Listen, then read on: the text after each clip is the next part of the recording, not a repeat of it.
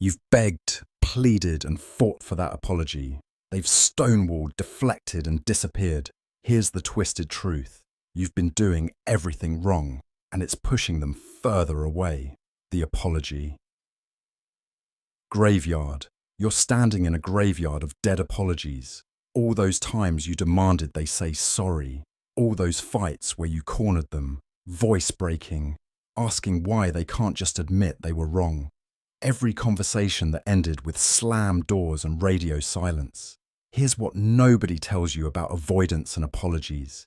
They're not refusing to apologize because they don't care. They're refusing because apologizing feels like signing their own death warrant. Think about it.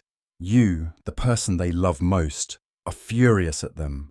You want them to admit fault, to be vulnerable, to essentially hand you a loaded weapon and trust you won't pull the trigger. But their nervous system is screaming danger because the last time they were this exposed, someone used it to destroy them. So they do what they do best.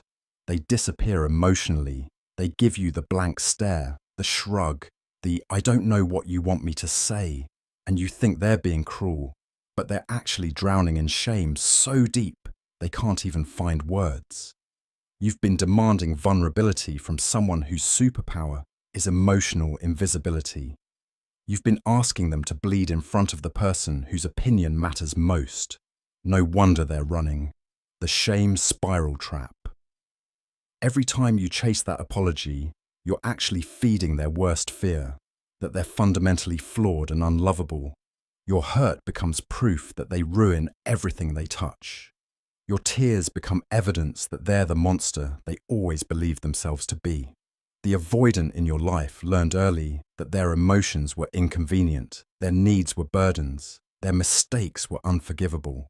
So when you're standing there, pain written across your face, demanding accountability, their brain translates this as, "You're right. You are as terrible as you thought." This is why they shut down. This is why they get defensive. This is why they say things like, "You're being dramatic," or "It's not that serious." They're not minimizing your pain. They're trying to minimize their shame before it swallows them whole. Your avoidant partner isn't a sociopath. They're a wounded child in an adult body, using the only survival skills they know.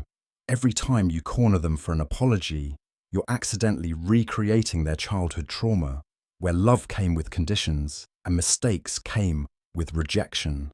The counterintuitive solution. Here's the mind-bending truth. To get an apology from an avoidant, you have to stop demanding one. You have to create the one thing they never experienced growing up. Unconditional safety. This doesn't mean becoming a doormat. This doesn't mean accepting bad behavior. This means understanding that their defensive walls will only come down when they trust you won't use their vulnerability against them. Try this instead. When they mess up, take a breath and say something like, "I can see this is hard for you to talk about. I'm not going anywhere, but this hurt me, and we need to figure this out together." Watch what happens when you remove the threat, when you stop cornering them like a wounded animal, when you offer partnership instead of prosecution. Suddenly, that person who never apologizes might just surprise you with words you never thought you'd hear. The apology you've been fighting for, it was always there. You just had to stop demanding it and start deserving it through patience, understanding, and unconditional love. Yes, even avoidants deserve that, especially them.